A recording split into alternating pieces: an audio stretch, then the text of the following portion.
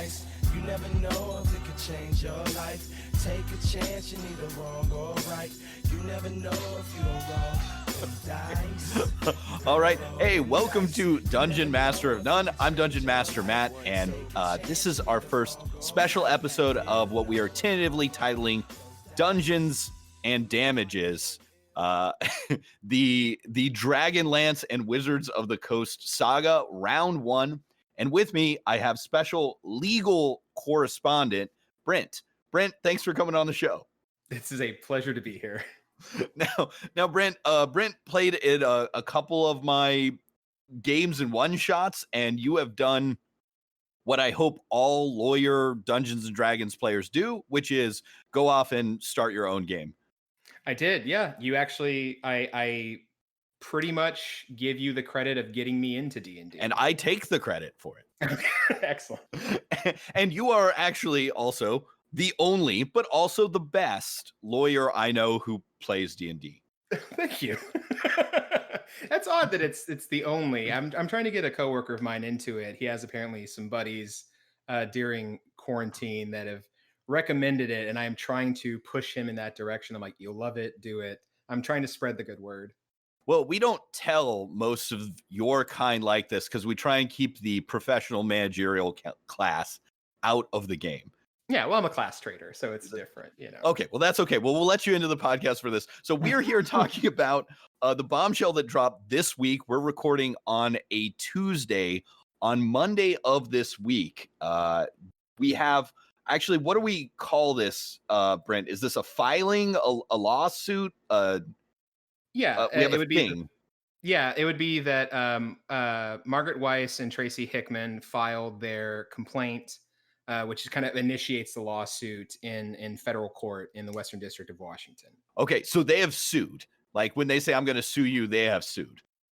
Correct. Okay, so Margaret Weis and Tracy Hickman, the authors, most notably of the Dragonlance series of novels and many of their accompanying game supplements, but also lots of other Dungeons and Dragons shit. The original Ravenloft module was their creation, are suing Wizards of the Coast and our Hasbros in federal court over a dispute over another set of Dragonlance novels, which, according to this complaint, are already like half written. Like 2/3 written, actually. 2/3 written, yes. Yeah. In a very short time. I thought the timeline was very, very interesting. Well, it is interesting, but they are people. I mean, if anyone can crank out a novel, it's this good Mormon boy and his writing compatriot Margaret Weis. They're industrious. They're from the prolific Beehive State. Yeah, they have a prolific output, it seems. Yes, they've written a ton of these Dragonlance novels, but they've never actually owned the Dragonlance brand. It's always been a Wizard brand. It was originally like thought up as, and so, okay, here's a little, actually, wait, before I get into the background, can you explain to us non-lawyers, like, what is the basic thing this case is about? Sure. So the basic kind of, the gist of the lawsuit is that around 2017, Weis and Hickman were approached by Wizards to go, hey, it's been like 10 years since your last Dragonlance books.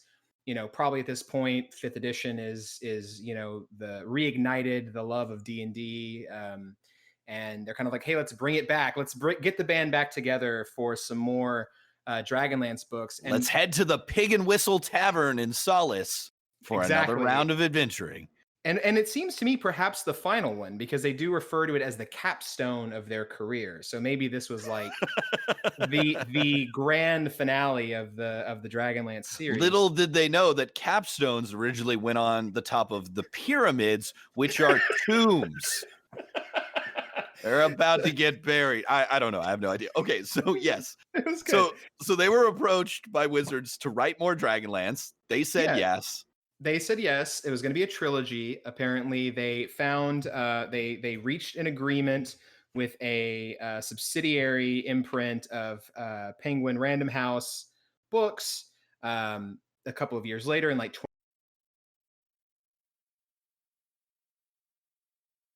2019. So it's Weis and Hickman are cranking out content, getting ready. They're submitting the drafts for approval from So they've from already Wizards. done the work, right? Or most of it, 2/3 of it.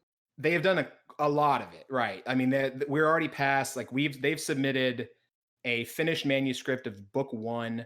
And I believe the plan, from what I read in the complaint, was that they would have about 1 book a year, release wise. And so they've already finished the first, pretty much finished the second, and have storyboarded the third.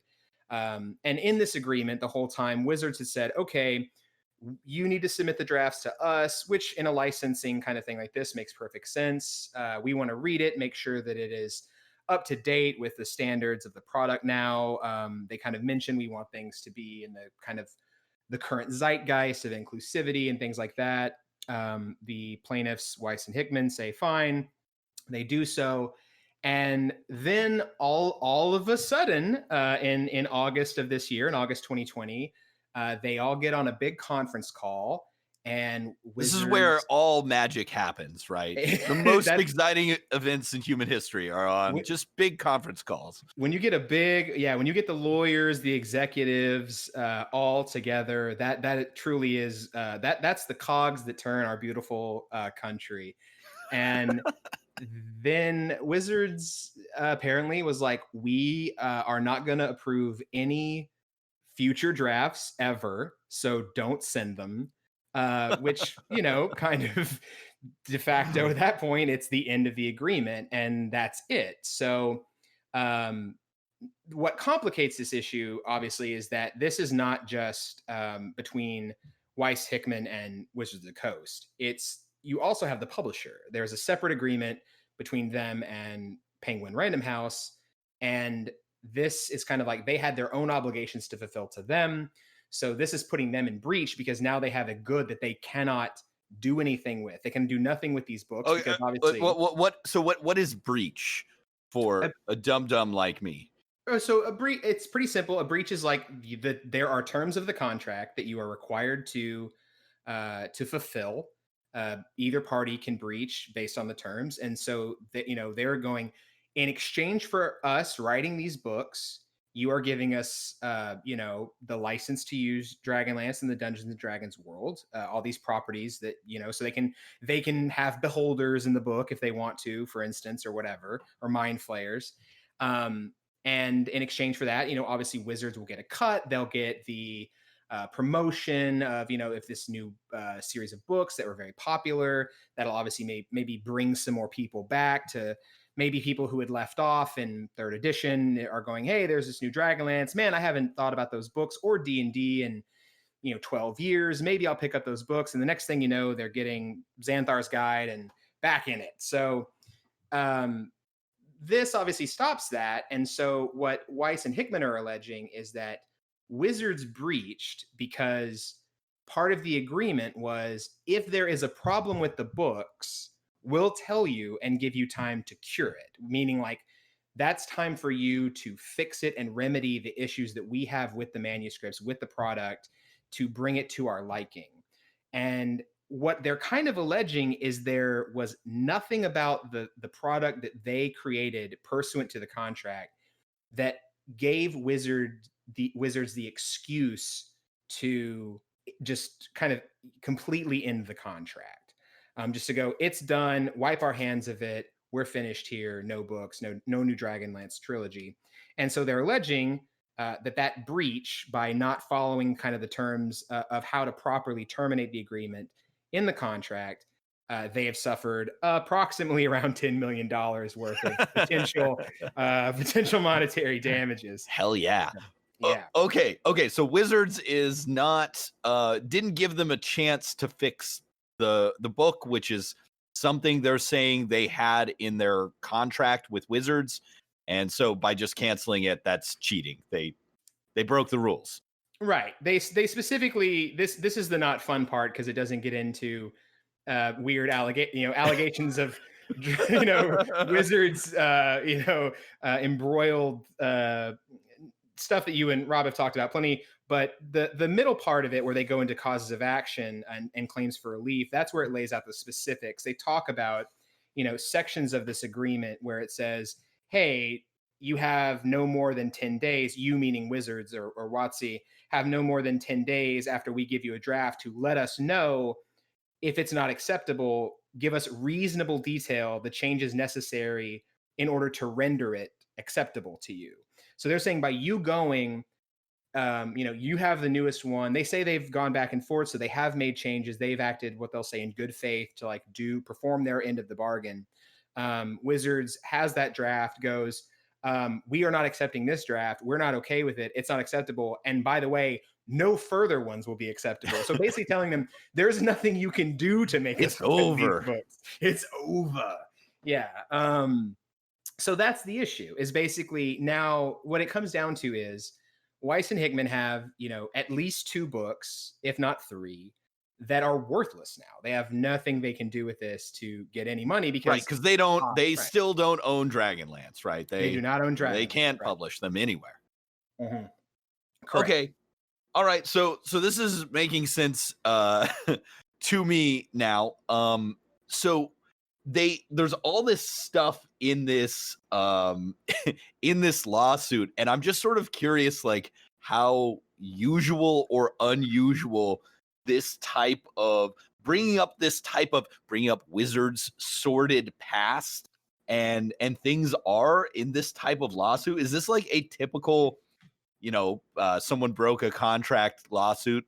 This is what I was so excited to talk about, because this is just a very, pun intended, big bugbear of mine, is that I am a very, like, to answer your question first, it is not really uncommon, but this kind of that is the fucking most lawyer thing to say. It is not uncommon. Okay, well, but it makes sense. It makes sense. Way. Yes. Okay. Yeah. It is. These kind of rhetorical flourishes, let's say, in the complaint, are not uncommon. I hate them. I just like to have it a very dry recitation of facts, and kind of just the allegations. You kind of give whatever you need. So some of it is necessary.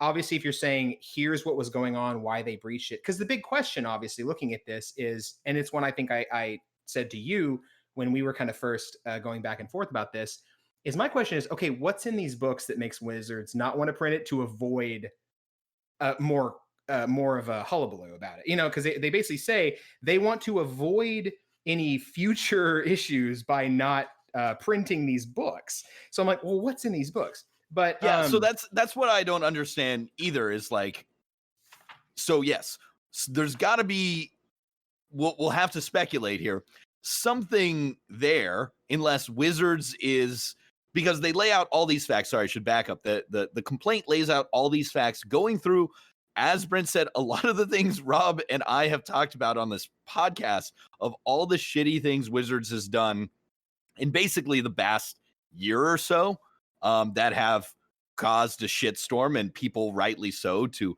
point out the racism and sexism and various Wizards actions in both D&D and Magic the Gathering.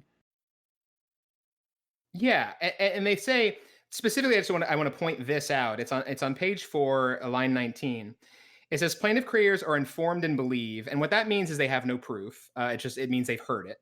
Okay. That's just lawyer speak for meaning like we don't have at this point hard evidence to show you that this is true. But it says, and based thereon allege that a decision was made jointly by defendant and its parent company Hasbro to deflect any possible criticism or further public outcry regarding defendant's other properties by effectively killing the Dragonlance deal with plaintiff creators. So what kind of caught my attention on that is that, as you're aware, it's not that WotC has stopped making things. No. Rime of the Frost Maiden just came out. Tasha's is coming out next. Like, even in the D&D verse, it's not like business has slowed. They're like, whoa, let's just put a cap on it. Let's not have anything else while this let's all go to our mountain retreat in Washington to think and meditate and try and grow as a company. Right. They need to do a growth, and have some self-reflection. So that was odd to me. That struck me as odd, that knowing a little bit about the company, being a fan of D&D, is that well, what is going on in this book that makes them go, we got to cut this, like we got to nip this in the bud, like we cannot possibly put this out. I'm not saying that's what it is. It just read very strange. Right. It seems like that's maybe gotta be, and it's hard, right? Because we just have the lawsuit from Weis and Hickman. Wizards' only reasoning behind this, right? Yes. But and listen, I don't know much about the law. I'm just a simple country dungeon master here. But I know that winning a court case, right, is it's all about telling a good story, right? You can confirm that's true, right?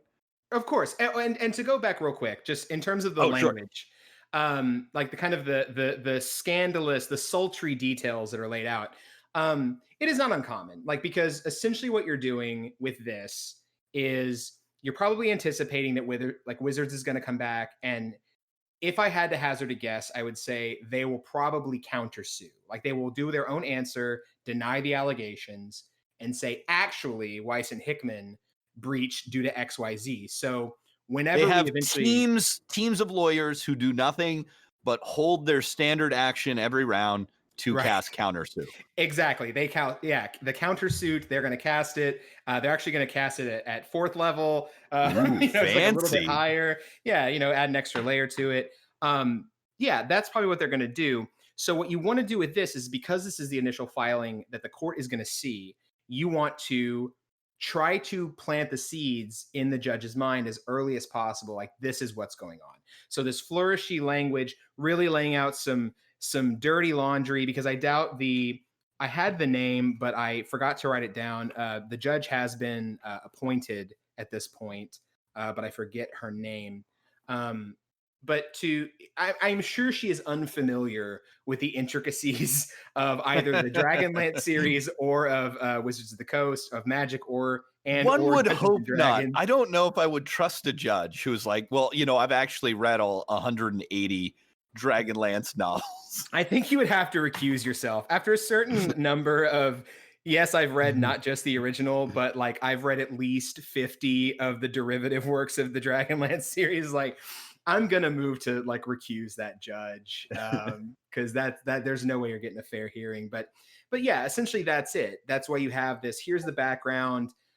It is a federal court, but it's in Washington, which I would guess that that circuit or that kind of area is probably a little more liberal, a little more plaintiff friendly, maybe more receptive to arguments about kind of like, hey, here's the background. I'm kind of setting the stage. I guess the more extreme thing would be like poisoning the well, but I don't think it's that extreme. But I'm kind of setting the stage of who Wizards is as a company, right? Okay. Like, they're these people who have these internal problems. Like, they're getting rightly pilloried in the public square right now. This is who they are. That you want that to be the first thing that you see to go across that judge's desk. And if I understand the story correctly, right? The idea that Wizards is a company in trouble is part one of the story. Part two is that because they don't want any controversy, and because our books, could sometimes be read as controversial, they canceled the deal without giving us a chance to revise, because it was just easier for them to not have to deal with it. Like, well, I don't know. That seems like the story they're presenting to me. Kind of. They're not presenting it's not quite that in terms of what they're presenting. Like, everything that we've been saying about the potential controversy of the Dragonlance books, like, that's all us speculating and kind of reading between the lines, because they are very clear that they had, like, there was no reason. And I find it kind of like, this is why I would not get into this kind of flowery language, is because I feel like it was a little contradictory in their pleading. Like, you're kind of giving away a little more than you want to. So they say there was basically no reason. Like, it was an arbitrary and unilateral termination of the agreement based on nothing by Wizards. That's what they're alleging. They just get on. They don't give us a reason. They quote just, we're not accepting any more drafts. Right. That's it. And we asked them the reason why, and they said, we're not accepting anymore. Mm-hmm. Right. Exactly. I mean, because that seems like that would be in violation of a contract that you would have that would let you revise. It absolutely would. And based off what Weis and Hickman have provided in the complaint, that That's correct. Like that is kind of a breach because they do give out some they kind of go through like here's what's in the termination clause of the contract. Here's the excusable reasons to terminate, and what Wizards allegedly did would not satisfy any of those. But of course, the problem with that is we don't have the full agreement. You know, we are only hearing one side of this. So that is what they are alleging. It does seem like this is a pretty clear breach, but this is the plaintiff's complaint. So it's obviously going to be every fact presented is going to be in the most beaming golden light possible on Weis and Hickman. Okay. Since it seems like we're to this part of the lawsuit, like starting on like page 9, Brent, Weis and Hickman bring up all of Wizards' basically past controversies of the last year, and they're now enshrined. I'm sure they're written on the obsidian stones that all federal filings get recorded on, deep below Pikes Peak or wherever. Right. Yes. And Rob and I have talked about some of these before, but it's just so sweet to bring up Wizards' misdeeds again. Article 30, Part 30, Prayer 30. Oh, by the way, I should mention we get the title of the next book, which is Dragons of Deceit, which was an old Dragonlance module. I think one of the first ones. So they're bringing it back full circle, which I liked. That's interesting. Yeah, it would just be paragraph 30, by the way. Oh, paragraph 30. Well, then why is there a number in front? It's so confusing. Okay. All right. I think if you're reading in or about June 2020. Anyway. Yes, okay. yes, we are right. I have no idea how to read legal documents. Line 20, paragraph 30. The lawsuit brings up that what Rob and I had talked about before is that Nick Kelman is the new head of story and entertainment, and his controversial book Girls a Paeon, which is subject to an ongoing public discussions of whether this work contained or promoted misogyny and pedophilia. And there's a Medium article link, which is so great. Matt, I don't know if I may have missed that episode. Tell me, does Mr. Kelman's work Girls does that work contain perhaps misogyny and or pedophilia? Allegedly. I mean, I don't want to judge a book by its title, and Rob and I refuse to read this because it seems like, regardless of whether this is true or not, unreadable, garbage. But it seems pretty likely that, it's kind of a book about pedophilia. And I think the author would claim that, I'm just doing a bunch of short stories about despicable men and the despicable misogyny within us all. But I don't know. I don't think a lot of people got that from it. It's the kind of even in the best reading, it's impossible to make an anti-war movie. Is it that kind of thing? Exactly. Yes. Yes. Like you're glorifying in the best it, even if you're possible not light. To glorify it. Right. It's maybe impossible to make an anti-pedophilia book about a book that goes into a lot of details about pedophilia. Yeah, I will say this as a quick aside. One reason to really keep an eye on this is to hopefully, I don't know how this always happens. Like people can get footage of like certain, discovery stuff, because discovery is usually just between the parties. But I would like to see if Mr. Kelman is deposed at any time. Oh my God, that would be so great. So just to hear the attorney being like, so in this part of your novel, just to hear him explain it to see if it actually does involve it. Maybe they wouldn't. It's really irrelevant to the issue, but who knows? Who knows?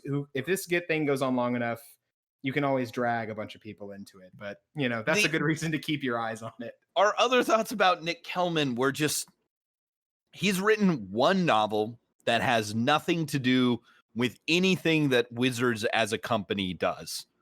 We hope. And there are so many decent or good fantasy, sci-fi, speculative fiction authors out there who, I'm sure would also be good editors or heads of departments. And they've picked a guy who's published one thing, and it's this book. So that's it. His only publishing history is the girls' book. I think he has a co-author credit on a graphic novel. And these are both from over a decade ago. A very fun thing about the way they preface this, since this is where the complaint gets really fun and juicy, is that it's the kind of like you give the small lead in and then you really hit them. That it goes as recently as 29, or where is it? Excuse me, Mr. Kelman, who was and remains defendant's head of story and entertainment, was a controversial choice. Then they go into exactly why it is, and it's like You're like, that's oh, a bit of an controversial choice. understatement. That could be anything. Yeah, exactly. And then it's like, it's misogyny and pedophilia. It's like, oh yeah, wow. Ooh. And then he brought them on as the oversight team. So that is really interesting. That's June 2020. So that's, basically 2 months before the conversation where the breach allegedly occurred. So that it's was very alleged pedophile guy who said no more Dragonlance. he apparently saw it, perhaps speculatively was like, there is not nearly enough misogyny and pedophilia in this book. I'm not saying that is what happened. I'm merely Right. It's a speculating. possibility. It's certainly a possibility. Yeah. So that was just an interesting little note. So- in the time frame. I'm also interested in this next paragraph, paragraph 31, because it's a way for me to bring up some of the background of the Dragonlance novels, right? Sure. Following Mr. Kelman's assignment to the defendant's Dragonlance team, issued a 4-point set of comments dealing with various sensitivity issues ranging from the use of love potions in the story, as referenced in the 5e Dungeon Master's Guide, to concerns of sexism, insensitivity, and potential negative connotations with certain character names. Yeah, that is very interesting. So it seems that they let Weiss or they let the authors go and write this. That comes back at some point where it goes, hey, well, this is actually interesting. It doesn't clarify to who the 4-point set of comments were issued. I'm guessing it might be just to the writers, but it says following the assignment to the Dragonlance team, which because I do know that y'all had actually talked about this, I think on the last episode of the podcast, that Wizards has come out and said, hey, we have some new settings coming out. So maybe Dragonlance might be coming back as a whole. And so I'm wondering if that is specifically to the authors or if it is to like the Dragonlance team as a whole, right? Is it just Weis and Hickman, or is this like a kind of a company-wide memo? A quick hack of this lawsuit. This is the only spot in it that Dragonlance team is mentioned. Mm-hmm. Yep. So you heard it here, folks. It's absolutely 100% true. Dragonlance confirmed as an upcoming setting. Maybe not, depending on how this maybe not goes. until yesterday. Mhm. Okay, but so this is, I think, interesting. And Wizards, I think, and this is something that is great and much needed, has said that we're going to maybe actually have sensitivity readers of various persuasions look at a lot of our works before they're published. It's crazy that they weren't doing this in any way before. So that's a good thing. I find it interesting. So Weis and Hickman bring up, you object to the use of love potions, which I think we can all agree having magic roofies in your game is a little weird, right? A little fucked up, yeah. It's super fucked The up. filter of love. Yes, but they also, I guess, go back in the lawsuit like, these are from your own game manual, which you asked us to write from. Right, yeah. Yeah, and it does say that every time it happened, they were fine with it, and they would do. That's right. They would rewrite as needed. Although this is something I brought up to you. Line 7 on page 10. It starts: plaintiff creators accommodated such requests and provided rewrites. In one case, 70 pages worth. Damn. That's a considerable chunk of a novel. I mean, I think even in the most expansive, like even if you're like a real tome kind of thing, 70 pages is nothing to sniff at. And that's another thing that kind of piqued my, like, kind of made my ears tingle a bit as to, like, what are we dealing with here? You know? And it sort of points the mind in two possible directions that we'll have to speculate on. But I think this is a good point. And Brent, you mentioned, earlier to me that you had read this novel as a kid, like a long time ago, and remember nothing. I read Yeah. the original trilogy as a teen and remember only a little bit. So this may not be very accurate, but it's at least somewhat accurate in that, Dragonlance was written in the 80s and 90s. It's written by two white people. The gender roles and things like that, I think, are pretty clear in the Dragonlance book. I remember there's one female character who was more than a barmaid or a princess. Right. I also remember that basically there's a lot of good and evil races.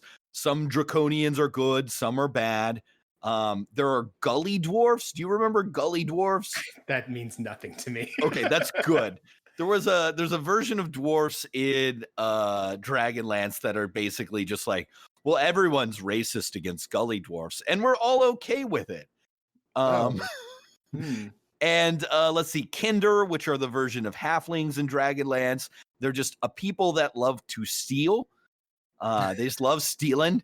Here they go stealing again. They can't stop themselves. And then I also remember two of the main characters are sort of coded on like the cover art and in some of the descriptions in the novels. Again, from what I can remember, as sort of a Northern Great Plains, like Native Americans, and they're described as barbarians, but they're also depicted in the art as white and blonde. Okay.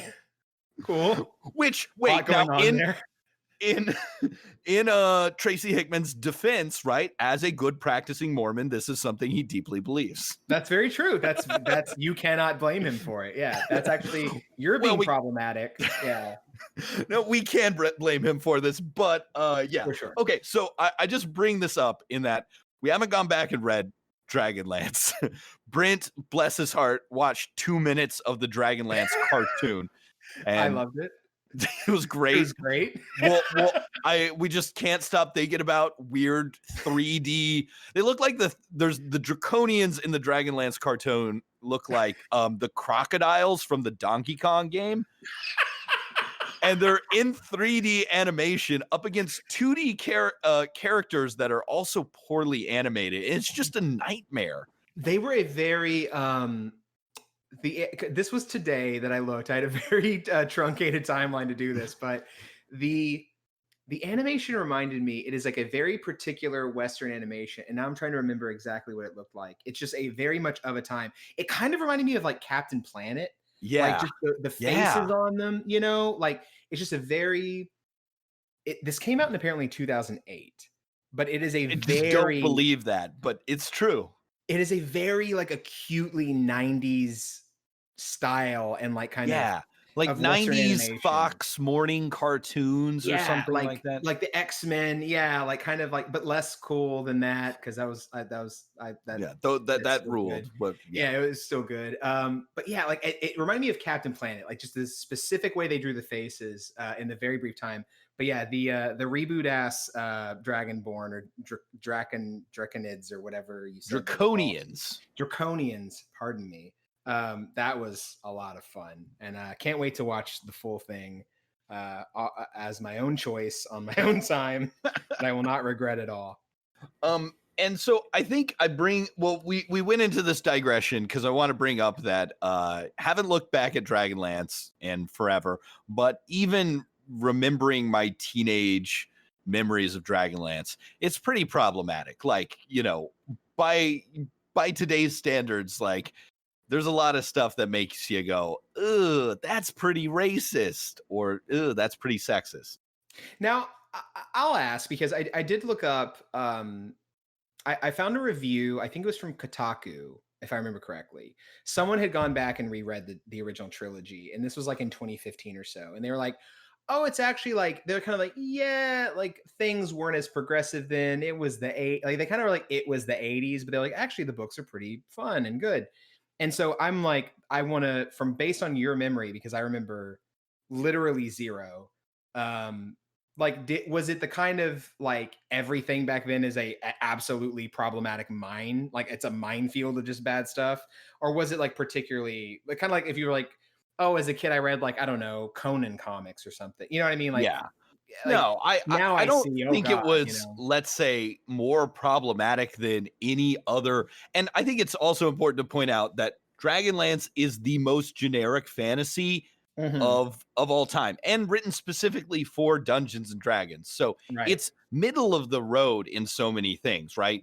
Evil god wants to take over the world. Band of heroes, magic artifact, epic quest, right? I think that's why a lot of people loved it, right? Yeah.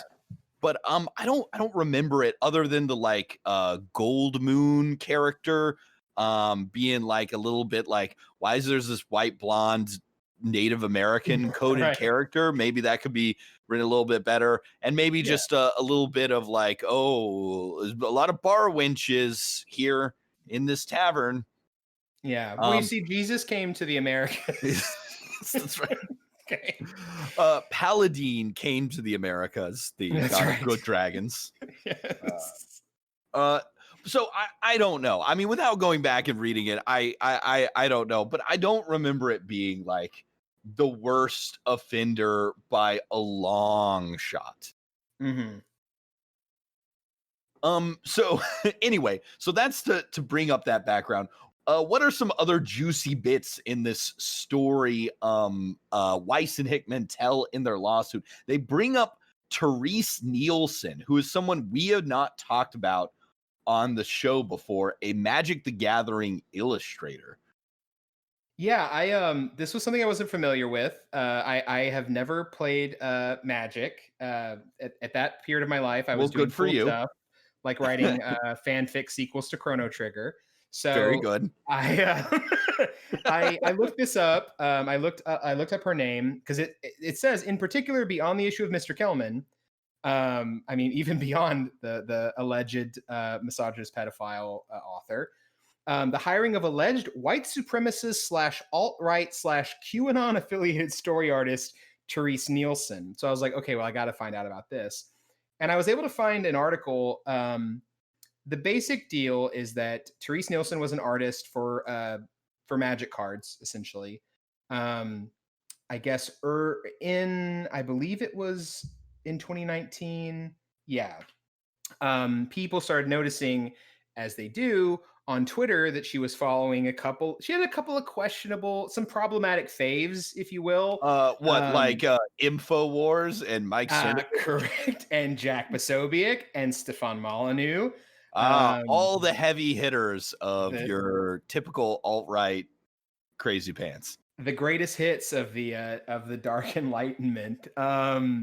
Yeah, and she had liked some tweets that have some questionable anti-Semitic content in them. Ooh. But so this is based off a very cursory reading of this article. So this lady, pardon me, I've lost her name. What is it? Sorry, Nielsen? Therese Nielsen. Yeah, so Therese Nielsen apparently lives in Nevada with her wife.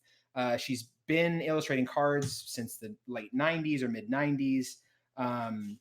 And I guess maybe for a while, like people just kind of started noticing this. And so they kind of called her out on it. She unfollowed everyone. But then I guess apparently started also kind of it resurfaced basically as things kind of do on Twitter. Like people are like, hey, don't forget that, Therese Nielsen used to follow, Stefan Molyneux or whatever. She wrote a big blog post or a statement on Twitter, basically being like, hey, I'm used to being, kind of judged for my views. I'm just trying to, she says, I love this. This is my favorite thing for someone who has garbage political views.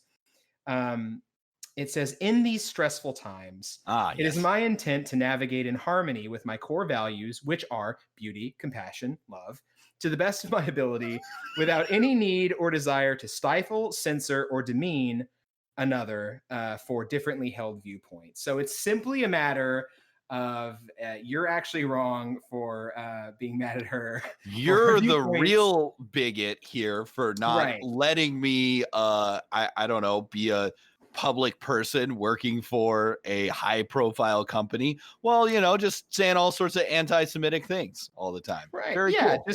Just because she happened to like a tweet talking about the Ziocons in Oh my the God. Zionist cons Jesus in full Christ. control of the U.S. government doesn't mean anything. Hey, she's just kind of, you know, she's seeing the world is a cornucopia of different views, and she's just it's an amuse bouche. She's just taking little samples everywhere of everything that we have to offer. Yeah, so there's that. She Okay. apparently sent art into a QAnon YouTube show, autographed by it. Oh, Both were Jesus. apparently very pleased. So Wizards came out and listen, were like, if QAnon gets a hold of a purple lotus mana, we will not be able to stop them. I'm glad Wizards shut this down. So Wizards came out. I love this. Wizards came out, and people were in an uproar of this, rightfully, I will say. They were like, "Hey, stop having this lady make art for y'all." And they were like, "No, it's cool. We haven't contracted her for any art in a long time. Only after like 2 more reprints are we going to have any of her art in our stuff." Because it happened right like they had just reprinted. It was like the initial controversy. I think this is the timeline. Correct me if I'm wrong, but it's like initial controversy with this lady. They reprint some cards with her art. Then people are angry again about it, and they're like, "Oh, cool, we got this. Don't worry." Only after this next thing coming out in the fall of 2019, we're not going to ever reprint her stuff again after that one that's coming out soon. We're not going to stop that printing, but after that, we're totally done. So, yeah, Yes. wild. So this is the paragraph in the lawsuit where we get the phrase, the defendant, Wizards of the Coast, was subject to a drumbeat of negative publicity related to alleged, quote, pervasive racism. Quote. In quotes, yeah. Defendant was engulfed in controversies. That's right. Swallowed whole. They have to make a grapple check or cut their way out of the creature's stomach while taking bludgeoning and acid damage. The one thing that pissed me off about bringing up Therese Nelson is they also bring up Lisbeth Eden, who was alleged over sexualizing their work. They fired Elizabeth Eden for like doing a pinup pose on Twitter, which is not the same as in no way in any way similar to being a weird QAnon Nazi. Yeah, no, now that you say that, I think I'd heard y'all mention that. I was not familiar with that. But yeah, that does ring a bell. Yeah, not the same thing at all. Yeah, it's you put up a pinup, little piece of art versus an allegedly misogynist and pedophilic book, and or openly supported QAnon and the alt-right. People who would like to see at least a considerable portion of your player base disappeared or killed. Yeah. So anyway, it's so great to have in now this is a law, right? Correct me if I'm wrong, but these are all now laws here. Wizards, a record of Wizards misdeeds. Yes, these are on the public record as yes. So they also bring up, and we spent basically a whole episode talking about Orion Black and their complaints about being basically treated like shit as a contractor for Wizards. They also say that this was, they bring up that it was being addressed at the highest levels. And then that's when they segue into the infamous August 13th, 2020, really for D&D fans. This is our September 11th. We'll remember this day forever. When there was a telephonic meeting between Kelman, a bunch of lawyers, executives, and Weis and Hickman. Yes. A shout out to the drafter of this, whoever signed it. That doesn't mean that's who it is, because that's how lawyers work. But to Margaret Niver McGann for using the rarely used Messers, like for before Kelman and Morrissey. I assumed that you just had to do that in law writing. No, you don't have to use Messieurs. I have seen a lot of Mr. Blank and Mr. Blank, like before, instead of using Messrs, big fan of Yeah. that. So Wow. Okay. So right, they say Mr. Mitchell responded after we asked for grounds for such termination with the nonsensical statement, quote, "We are not moving toward breach, but we will not approve any further drafts," unquote. right. Yeah, it's like if you think someone is an undercover cop, if you ask them if they're breaching and they say no, you have to take them at their word for it. They have to tell you if they're moving towards breach. Are you breaching? No, I'm not. You're like, oh Okay. shit. Okay, well, summary judgment on this. We're done. I don't know what that means, but Oh, it means that's it's just over. Sorry. it's over. All right. Yeah. All right. Lawyer jokes. Okay, so I mean that's the end of the complaint. There's a bunch of claims for like, I guess this means like what they want and why they deserve money, right? Yeah, they Is deserve the about rest $10 of it million. Yeah. Specifically plus just to get kind of 75,000, which was right their initial contract. yeah, that was the, I guess, initial what do you call that? I don't want to flip through a lot. Advance? Yeah, the advance. Thank you. That's it. Yeah, that apparently they got from that the writers got Weiss and Hickman got from Random House that they then gave to Wizards. I'd have to look at the whole contract to see what that's all about. But just to give a kind of a quick breakdown of the claims they're asking for. So one is breach of contract, specific performance. What that means is basically the contract said you were obligated to do X, Y, or Z based on the language of the contract. You did not do that, therefore you breached. So that's that. The second one, is breach of implied duty of shield of good faith and fair dealing. Exactly. Shield of good faith. They were supposed to give Weiss and Hickman +2 AC. But the implied duty of good faith and fair dealing is essentially, it's kind of a common law concept that every time you enter into a contract with somebody, there is an implied covenant or like warranty. Yeah, basically, you're assuming that both of you are going to act as best you can to like fulfill your end of the bargain. Like, it's a bilateral contract. There's two parties involved. Each one is they're going to act in good faith to complete what is required of them. So they're saying essentially that when Wizards was on that call and was like, we're not going to approve any drafts, like that was not a good faith behavior. Like a reasonable person would not have done that, because essentially what plaintiffs are alleging, what Weiss and Hickman are alleging, is that if you look at what we had done, we had written these books, we had submitted the drafts, we had done revisions when asked, a reasonable person would think that we have acted in good faith to fulfill our end of the bargain, and you still unilaterally terminated this contract. So that is kind of without even having to necessarily get into the letter of the contract, this is a way to say there was still a breach, because you breached the idea, like you breached the kind of legal standard that we would act in good faith in our dealings with each other. So that's the second claim for relief. Okay, that makes sense. Yeah. The third one is tortious interference.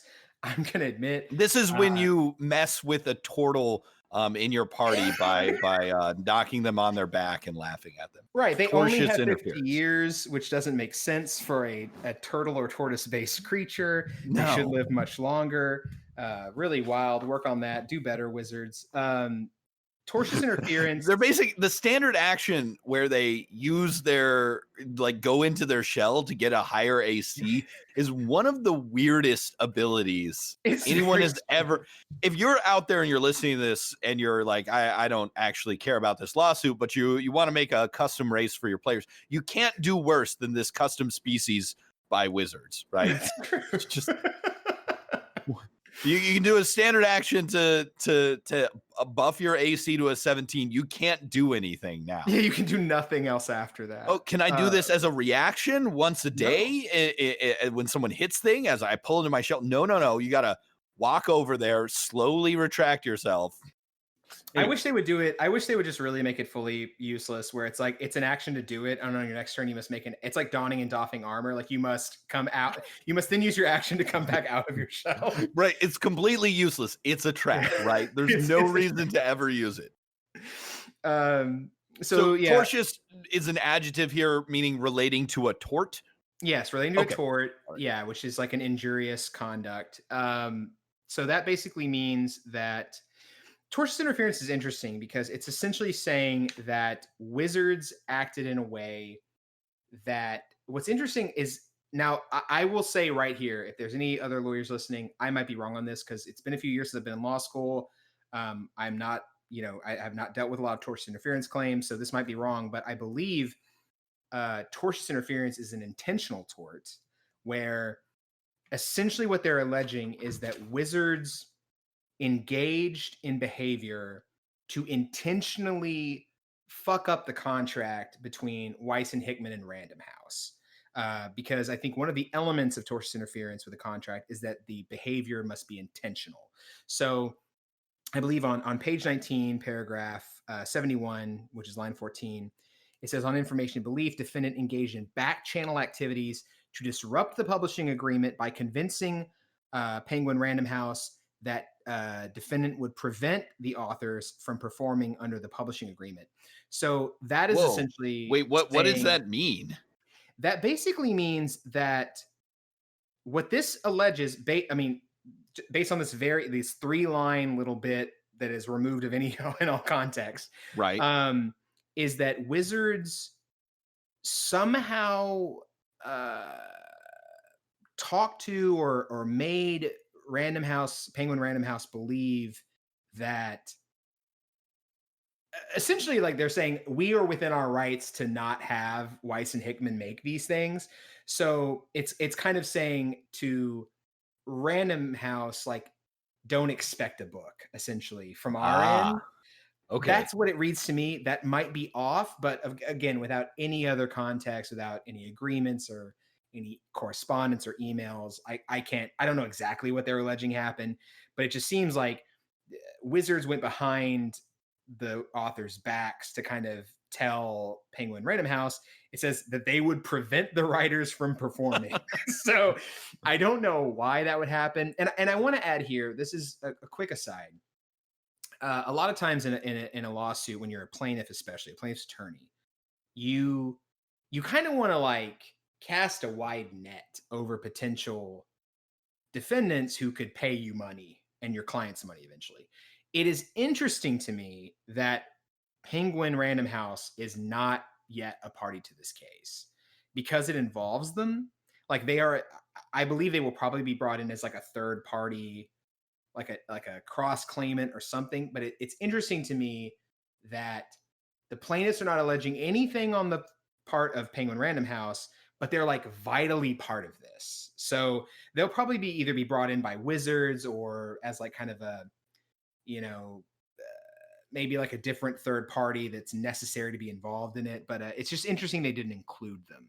So is this possibly implying that Weis and Hickman think that like Penguin Random House was poisoned by Wizards of the Coast against them and that they're now on Wizards' side, or that they're hoping that Penguin Random House is still kind of on their side, or does it not really even work like that? I'm guessing here, like this is just speculating, but at no point do Weis and Hickman talk shit about Penguin Random House in this entire complaint, right? Like there's nothing implied badly that they did. They were just fine business partners. So what I'm thinking is they are not trying to burn that bridge or seem adversarial to them. So they're hoping that if Penguin Random House gets brought into this, because if you look at it, like Penguin Random House is also losing out a lot here because they right. I mean, Dragonlance books, we should mention, as we reflected back on them and we're like, well, they're pretty generic, but lots of people love them. Yes. Only slightly problematic, maybe more so. We'd have to go back and read them. These are really Dragonlance books have made millions of dollars and sold millions of copies. Like, they're no Game of Thrones or Wheel of Time, but they're not far off, right? Yeah, that is done again earlier in the complaint. They basically say like, hey, the Dragonlance novels, and not just the novels themselves, but all the peripheral kind of related income that comes from that is worth a lot of money.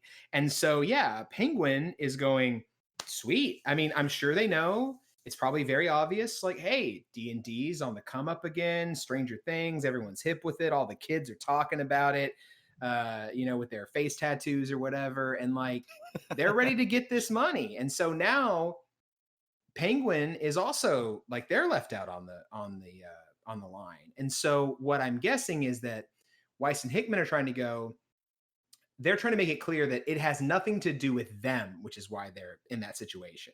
So I think what they're alleging is that Wizards might have like whispered into the ear of Penguin Random House and been like, here's why you're not getting this. Here's why it's not happening, right? Like, here's why we can't do this.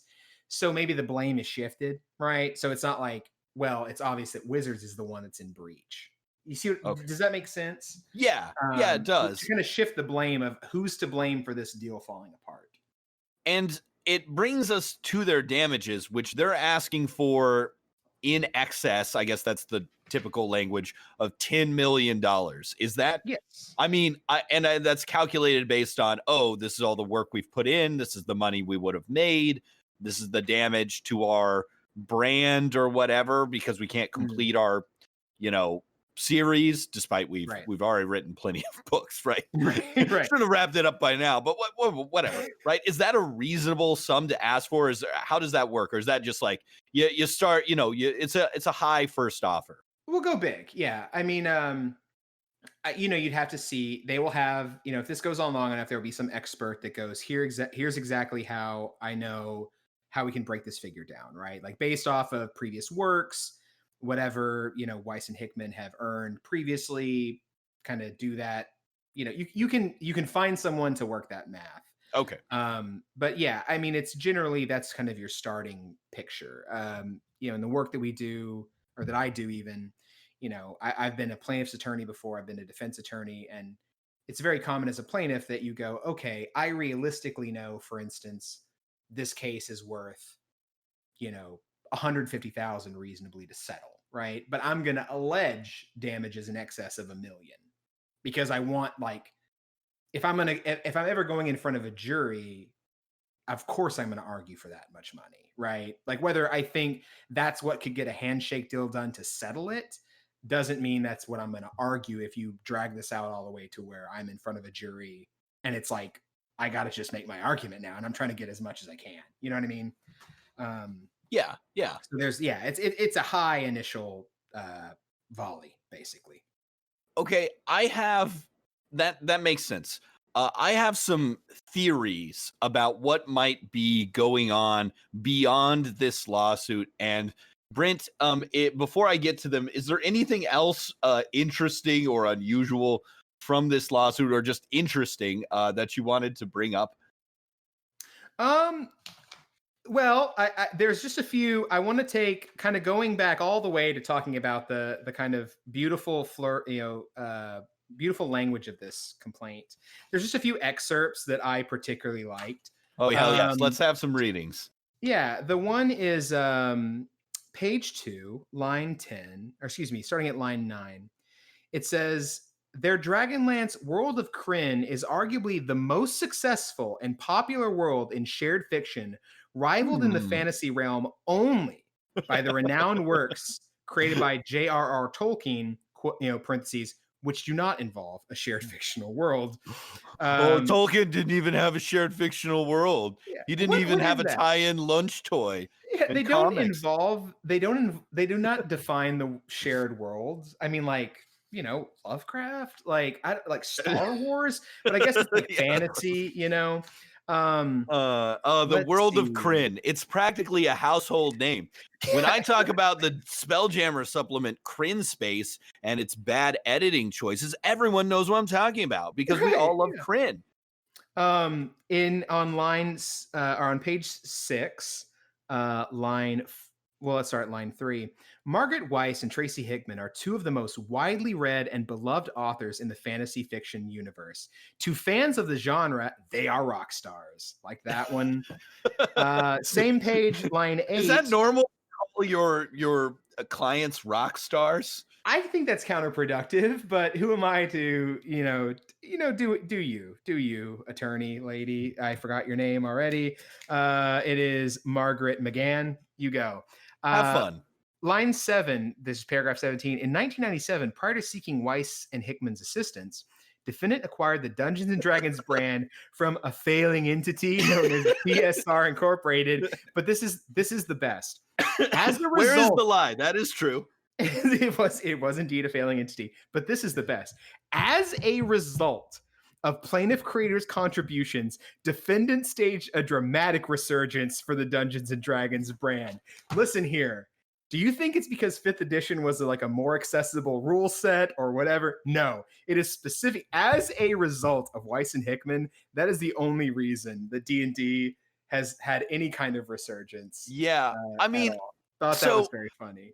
That is super funny.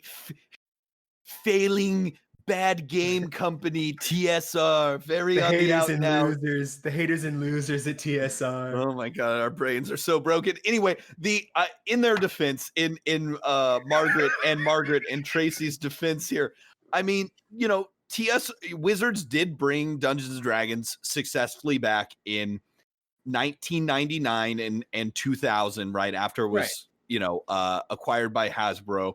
Mm-hmm. I guess you could say that, in the 90s, Dragonlance was the D&D novel, right? Sure. I think you could give it that, and that I think you could fairly say that Dragonlance at its peak was more popular than Dungeons and Dragons at the time. Like, there were people reading Dragonlance who probably not played Dungeons and Dragons. Okay, so people hard up for some. I'm trying to think of one of it, like R.A. Salvatore. Right. And I think, the original trilogy of Dragonlance is way more popular than any single book R.A. Salvatore has published. I don't know about him on the whole. It is funny because after Hasbro took it over, there was all kinds of licensing trouble and back and forth. I think, I'm probably getting the time order of this mixed up. Dragonlance got published under the Saga rules set, and then in the OGL era of 3rd edition, the license for Dragonlance got pitched to a third-party company. So the 3rd edition Dragonlance books, unlike all the previous Dragonlance books, were not published by Wizards of the Coast or TSR, and they were terrible. So while at least Weis and Hickman claim Dragonlance helped bring Dungeons and Dragons back for Wizards of the Coast, definitely no love went the other way in the early aughts. Okay, well, there you go. See, now I'm learning a little more history, so maybe that actually, to me, it seemed very laughable, but there's some truth to it. It might. I mean, that is maybe greatest shared universe of all time. Maybe not. But this one has maybe some merit to it. Okay. Two quick deals, or I guess one more quick thing. Just another thing I like is you really got to big up your client as much as possible. As a lawyer, we are tasked with zealously advocating for our clients. And when in the parties recitation on page 5, which starting on page 5 at least, the parties recitation in a complaint, all it really needs to say is, plaintiff is either a person or a company. If it's a person, they are residing in this state. If they're a company, their principal place of business is in this state, right? That's okay. It can be very dry. So then you have plaintiff Margaret Weis or it's Margaret Weis LLC specifically, is a company through which renowned and best-selling author Margaret Weis conducts business. And then paragraph 14, plaintiff Tracy Hickman, an individual, is a renowned and best-selling author. I just love giving that little extra mwah, that little we love it. You do not need that there, but it is just a very nice, a love letter from the attorney to their client. We're big up in you at every possibility. So just wanted to give props for that too. That is super great. And I will go back and edit every time we say Weis or Hickman and add in a positive, renowned and best-selling author. Yes, the renowned and best-selling authors, Weis and Hickman. Well, this has been a trip looking at I just have to say before we get to some of maybe our judgments, before we adjourn, what I don't know, some We lawyer take a word. recess. Yeah, it's not Before we over take yet. let's take a recess to just say how happy I am. Listen, I don't want Weis and Hickman. I don't know them. They don't seem like terrible people. Like they certainly aren't QAnon Nazis. That's for No. damn sure. And it sucks that their book got shut down and they're going through a bad time. Wizards of the Coast is a company, whatever. Fuck them. They can either go through a good or bad time. But I am just so happy for us. The real winners of this law case are us, in that we're gonna get, or at least we've gotten so far, and hopefully we'll get more, all these fun, juicy details about what's going on. It's really good. When you asked me about this, and especially when you were like, "Hey, let's talk about this on the podcast," it truly was like a meeting of all of my interests. It's like I'm a lawyer, I'm a DM, and I'm also messy, and I love drama, and it's just a perfect just joining of all. It's like it's putting it back to Captain Planet. It's like powers combined. This is it. This is it for me. I love this. I'm putting an alert on the federal case Pacer, the thing that looks up the cases. I'm putting an alert for this case. Every Hell yes. filing, I want an email telling me, check it out, Hell yes. This is, as I classify these things, this is an anti-alien versus predator situation. Whoever wins, we win, right? Whoever loses, we win. Yeah. Whoever loses, we win. There we go. That's a much more elegant There we go. way to phrase it. Okay. All right. So some summary judgments here, right? That's the term, right? Some Yes. judgments here. Sure. Okay. Here, I'm going to give you some theories as to what could actually be happening. And again, I just want you to speculate based on reading. Again, we only have this one lawsuit. We have no idea, but Right. please indulge me and tell me what if you think this is possible or plausible. Okay. Okay. Theory one. This is, I'm going to play the Tenari's advocate here and say, okay, actually, Nick Kellman, author of Girls, a Paeon, controversial author accused of misogyny and pedophilia promotion, allegedly, is actually a really stand-up guy, and the two women he replaced as head of whatever story and stuff were just not as woke and up with the progressive times as he is. And he's, sure, he's in the middle of controversy after controversy over racism and sexism at his company, Wizards of the Coast. But him and his bosses, they get these drafts from Weis and Hickman, who, have just never moved past the early 90s. And they are so just irrevocably sexist and misogynist. They are so bad that even after sending them some suggestions, they're like, there's no more suggestions we can send. There's no more way we can get them to fix this book. We just have to, and I know we're going to get sued for this, and we're going to piss off every Dragonlance fan in the world, which is also all Dungeons and Dragons fans, but we're just gonna bust this out and walk away, because this book is just too damn sexist and racist, and there's no way our company can withstand any slight media criticism of publishing something that may have done a sexism or a racism. Do you think that's possible? That was a lot. Yeah, I mean, they had failed Wizards had failed 2 death saving throws. This one would be the last one.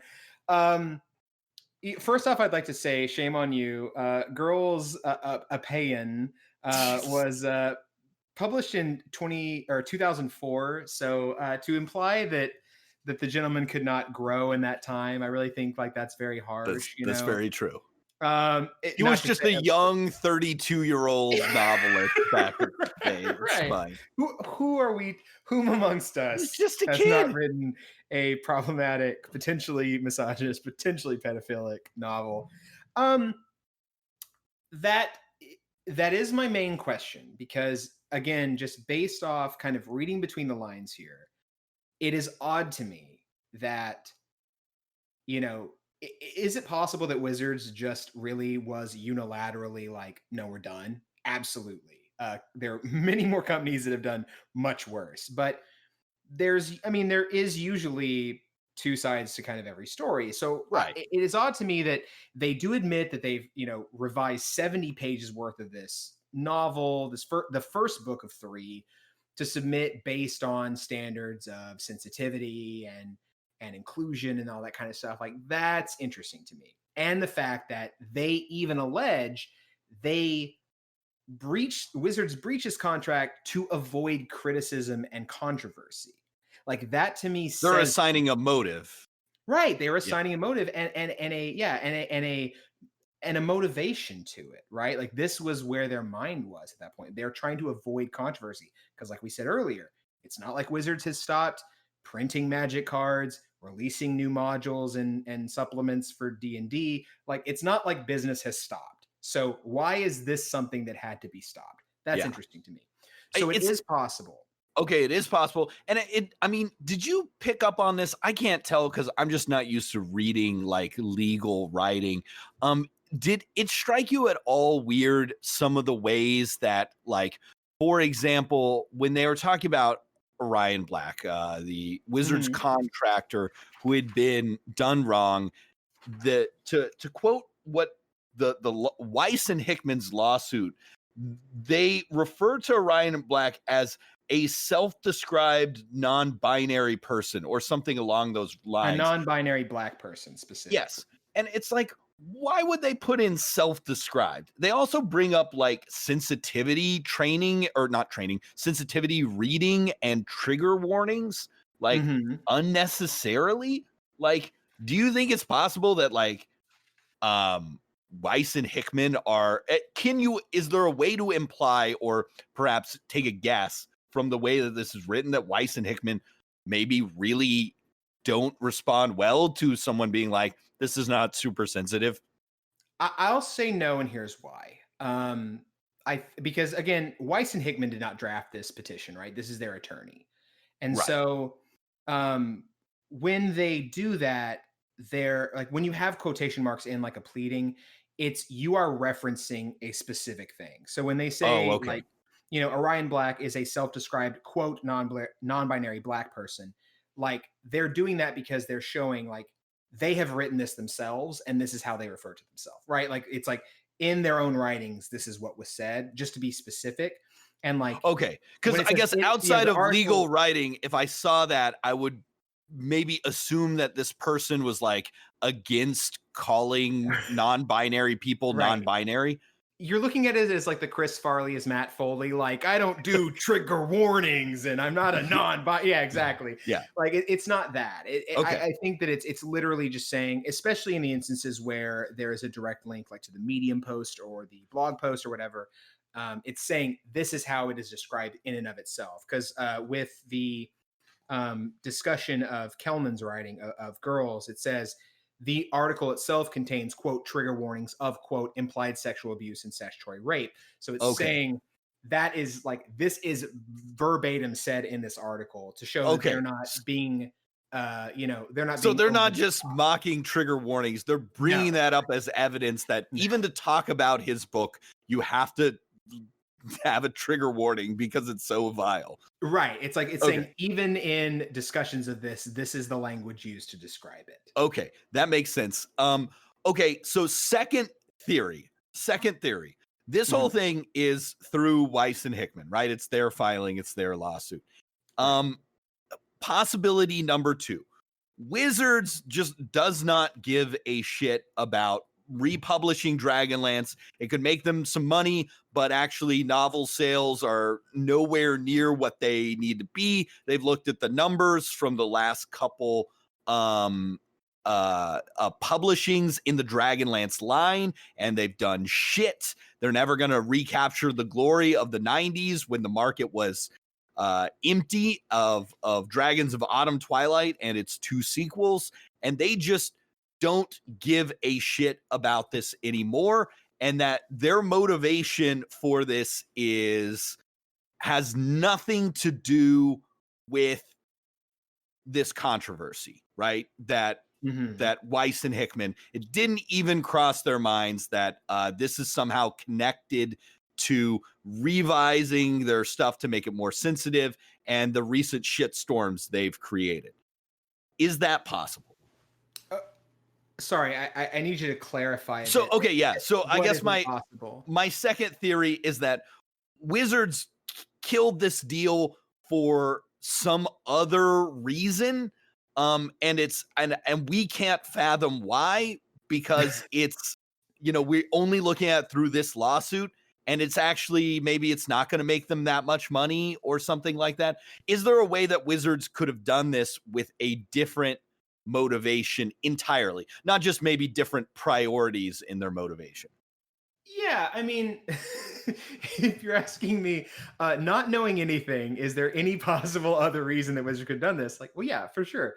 But specifically, yeah, I think it's possible. For instance, like Wizards could go, oh shit, like we got wrapped into this and we're about to pay a whole fucking lot of money to these writers, and we're not going to make anywhere near return on investment that we might have thought. Like whatever coked up Wizard exec was like, absolutely, I want a new trilogy. Like whoever that was, and I fucking love 2017. Oh man, Cameron or Karaman and Rastalin, they were my boys. Yeah, shit. And but yeah, exactly. Racing. Yeah, just completely spun out on an 8-ball, just like at a shrimp cocktail dinner or whatever.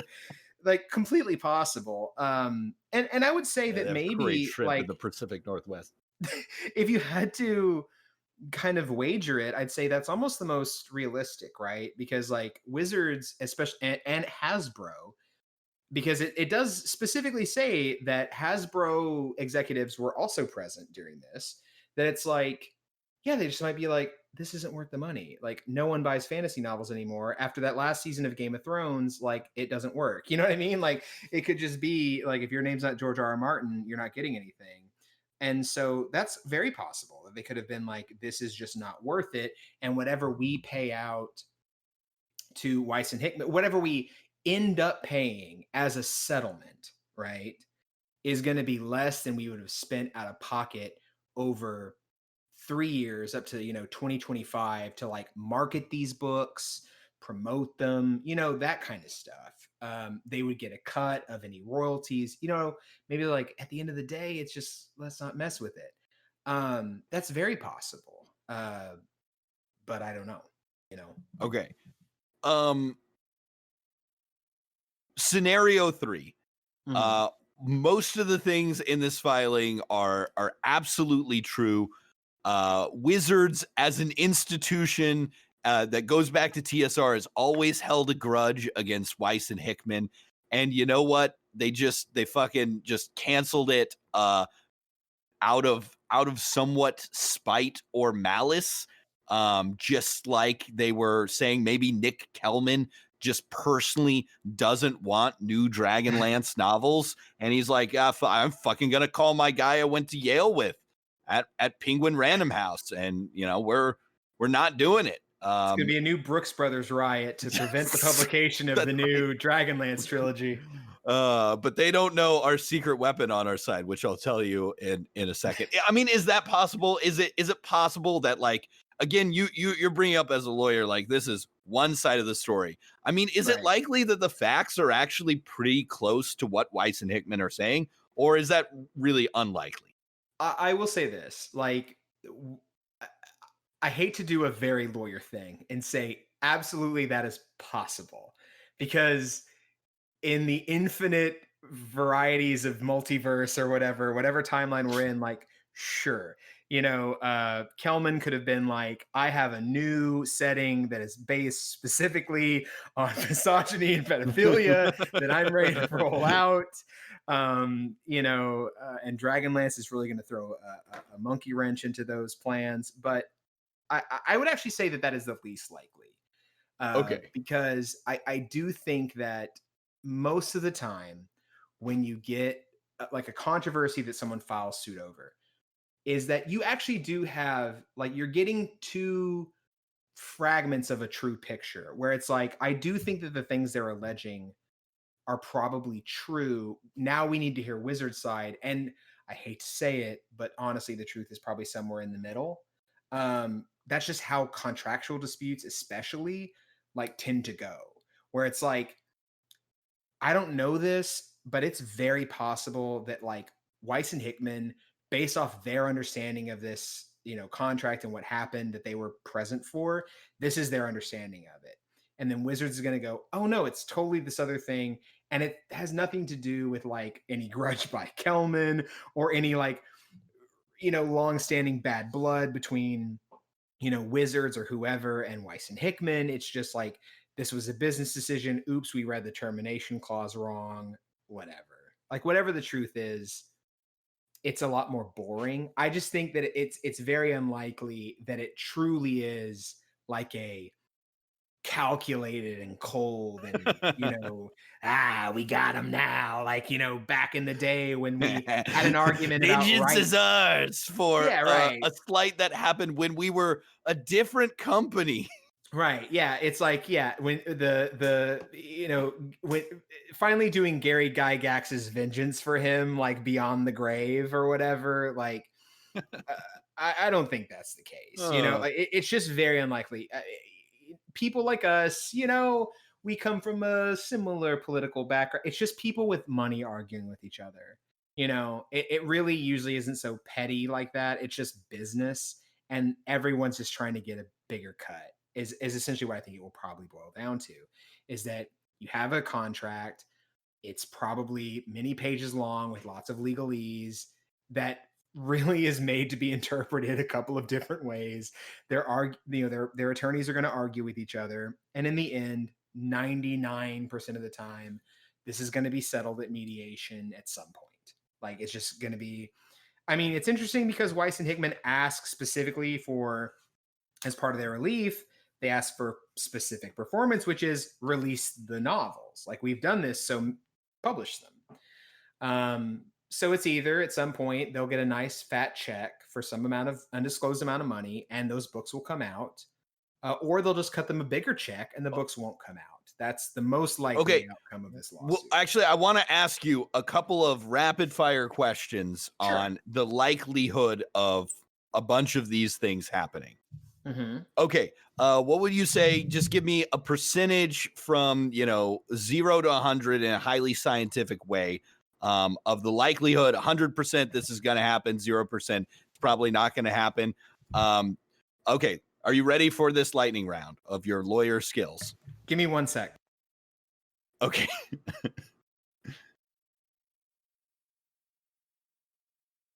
I wanted to get a very I just want to get a very quick, like, percentage thing about, like, if you're going, what is the likelihood of this case going to this point?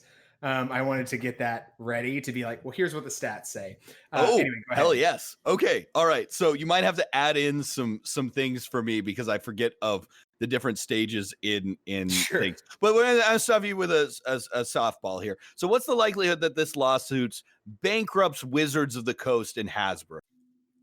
0. Okay. Yeah.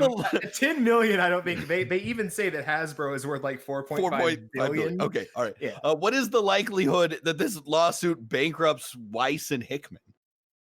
That's much higher. It depends on what they have in their bank. I don't know their financials, but it's not uncommon for big companies to basically wage wars of attrition in litigation where they have a team of lawyers. This is like we said, Hasbro is a $4.5 billion company.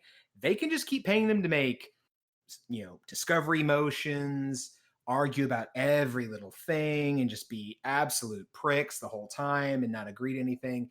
You can drag litigation out, especially complex contract litigation, for years and years. So I would say it is much more likely for Weis and Hickman to go bankrupt than it would ever be for Wizards and or Hasbro to go bankrupt. So larger than zero. Larger than zero, probably still pretty small, but it depends.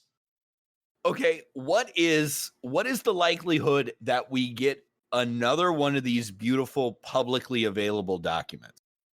Well, 100%. Well, hold on.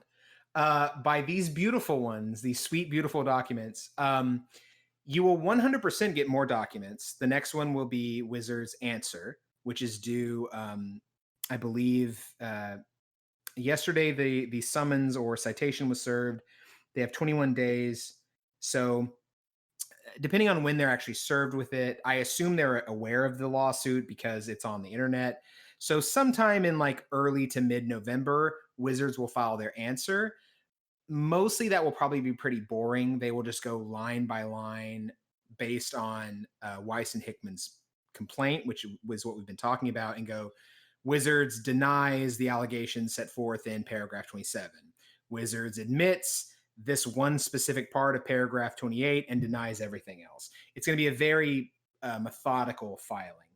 But if this case continues and they do not do early mediation, meaning they don't get together and try to work out a settlement and it keeps being contentious, the likelihood gets higher as time goes that you will get a motion for summary judgment or a motion to dismiss that will have to have attachments that might include this elusive licensing contract. Like that's where you're going to get the real good stuff. So I'll say, I mean, in terms of the juicy bits, it's really like a coin flip, like 50-50, I'll say. Okay, I'll take it. Yeah. I'd be happy if we got another juicy one of these. Okay, what's the likelihood? I noticed the last line here says, like, we want a jury trial. I'm sure that's some boilerplate thing, but what's the likelihood we have Matlock-style court of law dragon lawyers arguing this out? My absolute fantasy. That is incredibly unlikely. I would say less than 10%, probably 5% or less of a chance. That's just based off of how many cases are filed, period, and how many end up going to trial. The request for a jury trial is not just boilerplate. That's actually very specific. Oh, okay. Sometimes, because basically you have the option as a plaintiff, or really either party, but it's whoever does it first, is that you can choose to have a bench trial, which is where it's just the judge. And a lot of times in business versus business disputes, things like construction law, like, you know, like less, like there's not a lot of animosity, but it's like, hey, we really don't know the terms of this contract. We disagree. Let's have the judge decide it. You won't need a jury because a jury obviously is someone you want to make a story to, right? That's someone who you want to get up, your lawyer does their opening argument and closing statement, makes a whole show, and you want that 12-person panel to, like, you want to sway them. That's what you want to do. You don't want it to be purely about the law in a cold and surgical sense. You want it to be about telling a story. So by the plaintiff saying we want a jury, they're saying if and when this ever actually goes to trial, we're going to get a chance to tell this story in front of 12 people who have never played Dungeons and Dragons and have no idea who you are. Yeah. So it would be so good. Oh man. If there is, okay, since there's a less than 5% trial, if this trial actually happens in Washington, I will fly up, Rob will drive up from Portland, and we will be your eyewitnesses on the trial. Oh, for sure. Like I will absolutely be there. This is so good. Trial. Yeah, that's public, baby. Can't close the doors on us. No, that's what the Bill of Rights was all about, I think. I don't know. I'm just a government teacher. I don't know. Yeah, specifically about role-playing game lawsuits. Role-playing game lawsuits. I wanted one so bad. Okay, what is, I guess, then what's the likelihood this settles like before the end of the year? Oh, before the end of the year, I'd say that's pretty low. Okay. This kind of, I assume that Weis and Hickman have money to some degree. That's like probably right. I mean, they've written a lot. Right. They have, they are the most popular shared fiction, whatever. Anyway, they probably have enough to keep it going for a bit. I would say selling before the end of the year, very low. I'd say like 10% or less. In the next, like in 2021, possible. The thing is like you very rarely, unless you know you're dead to rights, and it's hard to be dead to rights in a contractual reading because that's where you really get into like people's conception of lawyers is like we're just fine picking like the little words here and there, like we're just like little goblins looking through, finding these like squiggle, these little wiggle words or whatever. Contracts are the biggest thing of that. So unless you know as wizards you're dead to rights, you'll at least want to get some discovery done. And by discovery, I mean the exchanging of documents, written questions, and depositions. You want to get Weis and Hickman in front of the camera and go, under oath, here's all the things I'm asking you. Here, I'm going to find, if I'm the lawyer, I'm finding every problematic thing they ever submitted to Wizards in that draft and going, here's what you wrote, here's where you talk about how you're okay with the genocide of gully dwarves. Right, exactly. Like, yeah, and they put a symbol on their tunics or whatever. It's really dark. You do that, and you make them look as bad as fucking possible. Okay, well, what's the likelihood that we get to see those videos of both Wizards and Weis and Hickman, like in front of the camera, like in the Social Network? I have to say I don't know, because I've never, like, as someone, I've gotten plenty of those from like, if I'm representing someone and there was like a prior lawsuit, at that point I can request that information. I don't know if that's like a FOIA thing. I don't know how you get it in just any case, because the issue is that most discovery is, and especially in federal court, is like just between the parties. And so the parties know what each side has. And so a deposition is only usually public record once it's attached to either a motion or at trial. So if it's at trial and you're on the record and you go, I'm going to show this clip of this, like I am submitting this deposition as evidence, like then it becomes part of the public record and then we can get it. But unless it is either attached to a motion for either dismissal, summary judgment, whatever, or it's like shown in open court, I don't think you can, because I think at that point it's just between the parties. So if this thing ends like I expect it will, which is Wizards and Weis and Hickman coming to an agreement and settlement, we will never see any discovery between them. But we can still hope that if one of their attorneys really thinks that they got a case and they can do this, and they make a motion for either dismissal based on any kind of like legal argument or summary judgment later on, they will have to attach evidence, discovery evidence, as an exhibit to the motion. That will be public record, unless, of course, they do another motion to the court to like kind of file those as like under protective order, because things like a contract could have, trade secrets, confidential dragon secrets, kind of stuff. Right. Yeah. You might know, maybe these are spoilers for the Dragons of Destiny. Yeah. The Dragons of Destiny upcoming Dragons of Fate module. Okay. Yeah. Now, what would you say the percentage chance is that we get Dragons of Despair, the next Dragonlance novel, which is allegedly written, published? Like, is it zero? Is it dead? No, not at all. Oh, really? Yeah, because this could really just be an argument about the money everyone's owed, right? Like, this could just be like, maybe we just want to pay Weis and Hickman less. Maybe we don't want them to get as big a cut of the royalties or whatever. Like, that's very possible. That you're going to put this in litigation to where, even if you go through that, like, as a kind of like mirror image perverse thing of the thing you said earlier, where it's like, it's not worth it to, maybe these things won't make as much money. Maybe Wizards goes, actually, there's a lot of demand for this, and by the contract is written, we owe them a fuck ton of money. Like, if this does what we expect based on our studies of how much money this will bring in, we're going to owe them a big cut.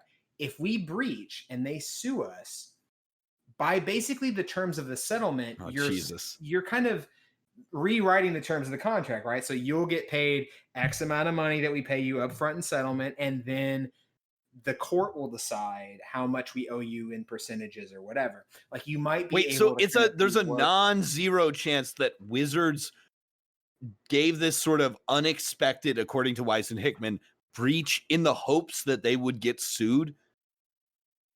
That Oh man, I am they so will never naive. fucking admit this. I am so naive. And so I will of course say, of course not. I don't want to get sued by Wizards. Okay. But like, but it's a possibility. Theoretically, if you fail to do that, like the terms of a settlement, like when you reach a settlement, you are saying usually I waive any further like any future claims on this, you know. So this is the agreement that we've made based on what we've alleged. Here's what we're going to in exchange for it. So I don't know that. That's not. And again, this is one of the things where it's like, as someone who's like not a like super experienced, if there's someone who's listening who knows better, please correct me. But like, as far as I understand it, yeah, like the settlement agreement could give you, if you do it outright and it gets in your favor, you could get more beneficial terms in a settlement agreement than you would have in the initial contract. Because the whole point of a settlement contract is that it's, what you hear mediators say a lot, people, you know, who bring you in and have you reach a deal, is they want both sides to leave unhappy but fine with it. Where it's like neither side gets exactly what they want, but it's enough to make a deal.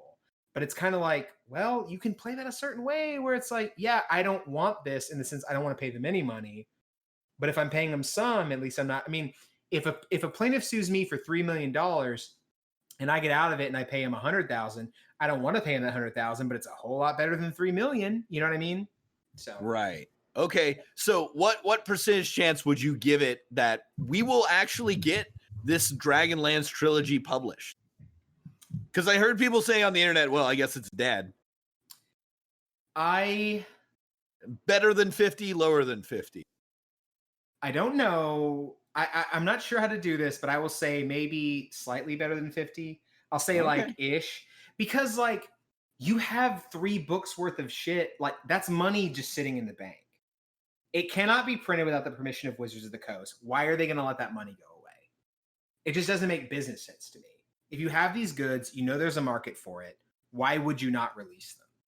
So I don't know, but I think eventually, and it might be years from now, I would think you'll probably eventually see these books.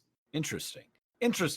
I would not have guessed that. So I'm so glad you're here, Brent. All right. Last question. What percentage chance would you give it that we get a published version of Grix Apayan?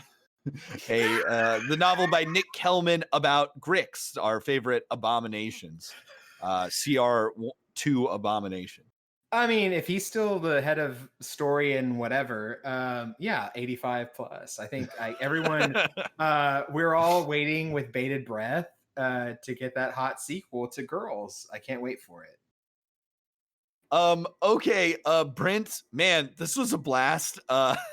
Thank you for doing this. Do you have any final thoughts on this lawsuit as a lawyer, as Brent, Dungeon Master, DM, Esquire, JD?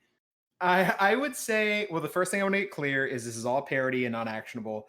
I mean, it's the real important thing is we got to wait until we see more. All this is speculative.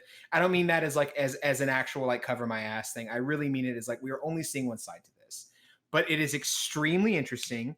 It was extremely fun to speculate. A lot of fun to speculate, and no, I look forward to seeing whatever comes out, because sometimes another thing I'm into. I'm a fan of pro wrestling, and one thing was Phil Brooks, CM Punk had a lawsuit against the WWE, and that went on all the way to trial unexpectedly, but one party just dug their heels in and it went to trial, and we got a lot of really fun. Just there was an actual pro wrestling trial. It wasn't like there was an part of actual kayfabe. It was not kayfabe. It was real as hell. And the wrestler won against them, but it took years and ruined friendships and cost millions of dollars. But the content that came out of it was just mwah. I mean, it was just amazing. So even though it is unlikely that this will ever will ever get to really sordid depths in this lawsuit, it is always possible. So, dear listener, if you love this kind of messy drama like I do, never give up hope, because the next thing you know, they will depose Kelman. He will have to talk about girls, and it will be public record. It's justice.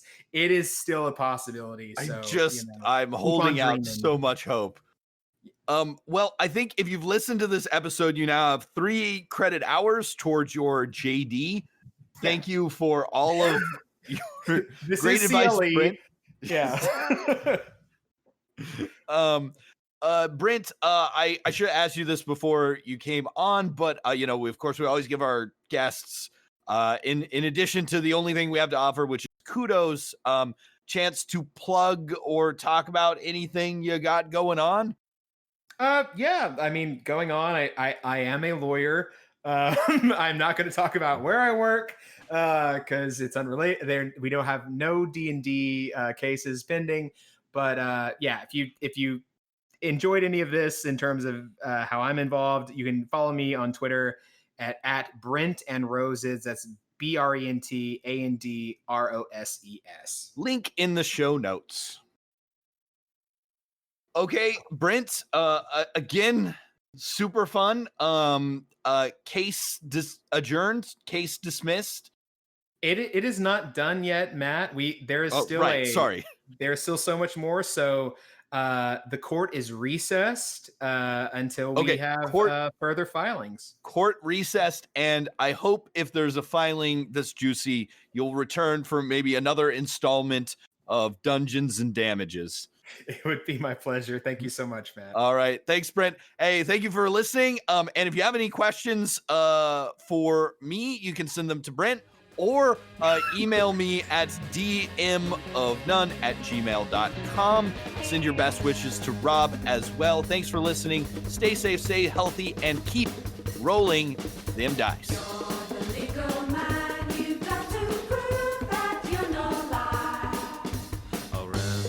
Services that you may reasonably require. That went very long, but that was a ton of fun. I'm going to keep almost all of that in. That was way too long, but it was a lot of fun.